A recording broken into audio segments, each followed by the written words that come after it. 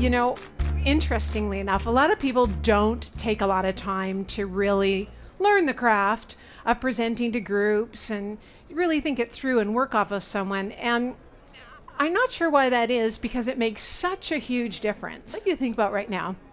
The last time you did an elevator speech could have been just a moment ago. So in your own mind, just kind of rate yourself between 1 and 10. With 1 being no impact whatsoever, the person just went, uh-huh. All the way up to 10, total impact, wow, that's really cool, tell me more. Just in your own mind. Now, think of the last person who did their elevator speech to you and rate them in your own mind. Now, don't tell them if the number was low, unless they ask for feedback.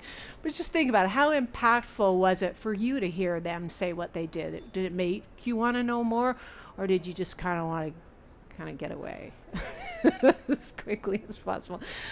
Elevator speeches are those things that actually you should spend quite a bit of time on, because it's like the shorter the speech, the harder it is to get it right, right? So it's really, you got to be so concentrated and interesting when you do it. So typical mistakes are, and I'm sure we've all seen some of these, is one of them is apologizing for yourself. Oh, hi, I'm Rachel, and oh gosh, there's a lot of people here, and I'm really sort of nervous. I don't do this very often. I'm kind of hungover, and I'm jet lagged. I got a hangnail. It's not a good day. Have you ever seen people do stuff like that? You're like, we don't want to hear that, right? I mean, you if you got stuff going on, just fake it till you make it, right? Just get out there and say whatever. So no disclaimers. That's a big one. Offering nothing your listeners can respond to. I heard this guy do this the other day. He stood up, he goes, hi, my name is Eric, and don't really know why I'm here or what I'm doing. And he sat down again. I was like, hey, he could just say something like, hey, I'm Eric, and I'm between jobs right now. I used to do print advertising into digital advertising. If anybody knows anything, come talk to me. So it's good if you just give people something to talk about, right? Then there's the people who create confusion. I'm sure you've seen those people. Hi, I'm Wendy, and I do print advertising. I do dog walking, and I manage my building, and I volunteer for the Sun Run, and I grow kombucha in my basement. And they go on and on and on. You're like, I don't remember anything you just said. So I would say pick one thing. Pick one thing if you do a lot of things. Like, hi, I'm Wendy, and I have this great home-based business. I used to have this job, and I never have time with my kids, and I was really tired all the time. I've got this really great, healthy products that I use using aloe, and I feel really great, and I get to stay home with my kids, and I'm making 5 times more money, and I'm having a way better lifestyle. So I like to talk to other moms who want to have a home-based business. It's like, she's going to get way more people networking with her, right? So one thing a lot of people don't do is they don't do a call to action, right? Hi, I'm Marty Schlitzman. I do financial planning so that you don't have to keep schlepping to the office till you're 80 years old. You can be out with the grandkids. You can be skiing. And if you're still going to the office at 80, it's because you didn't have a plan. Great speech. He could add in, and if you know somebody who doesn't have a plan, have them talk to me. I'll give them a needs assessment and find out where they are now. Give them a plan for where they could go. Totally free. Now, have you ever gone to a grocery store and somebody is giving a free juice sample, and you drink the juice, and then you go and buy it off the shelf because you like it? Now, what are the chances that you would have bought that juice if you didn't get a chance to taste test?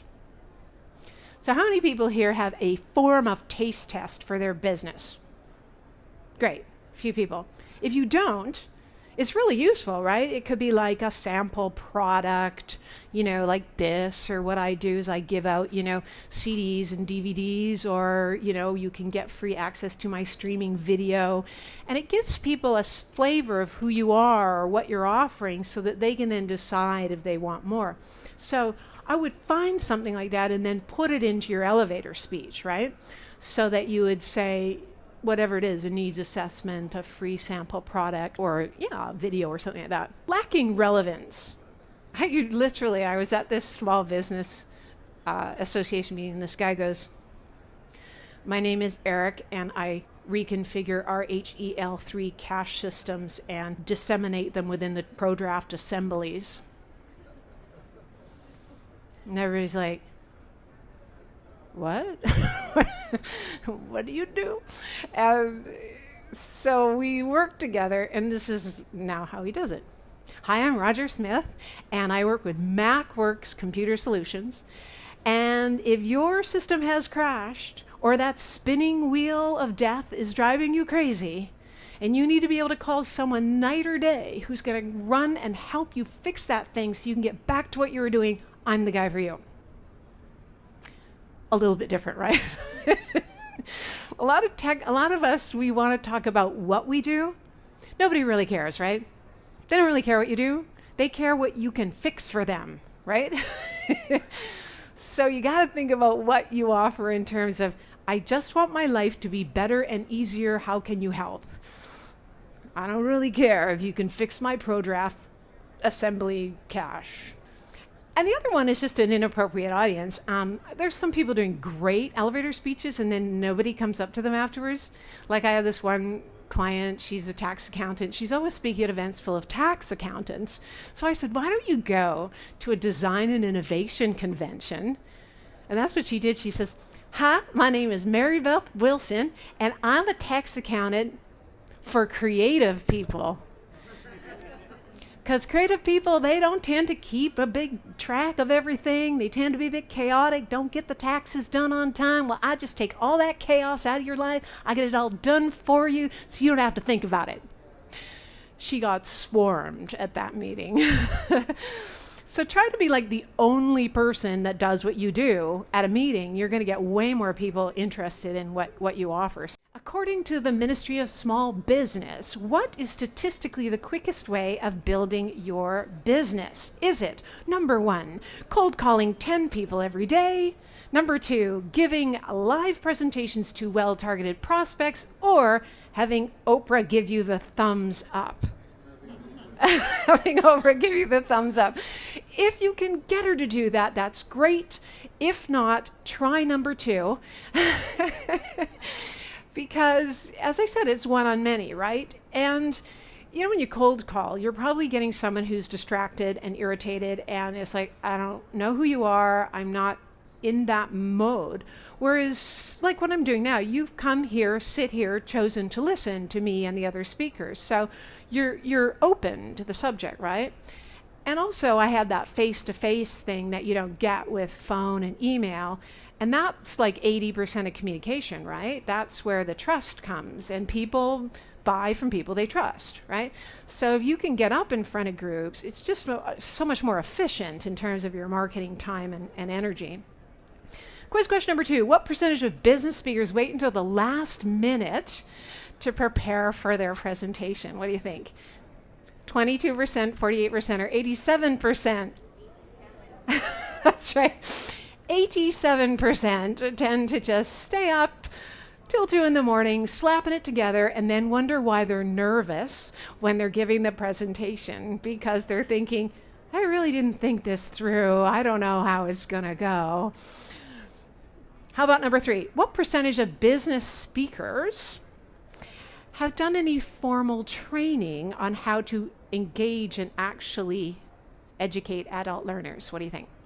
12%, 35%, or 66%? Yeah, it's actually only 12%. But when you think about kids, right, you have to learn for 4 years to get up in front of kids to teach them how to learn and stay engaged. But so many people who stand up in front of adults have no training. And then, there's all these adults that need that same kind of stuff that we give to kids. And I mean, you might not use puppets or whatever, but there are things that you could. There are lots of things you can learn about that.